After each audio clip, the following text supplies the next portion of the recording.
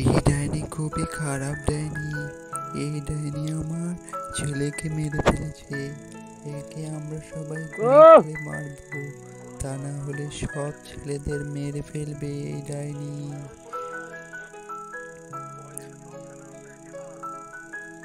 হ্যাঁ, তুমি সঠিকই বলেছ। এই ডাইনিকে আমরা সবাই মারবো, তা না হলে আমাদের সবাইকে শেষ করে দেবে। বুঝতে পেরেছ?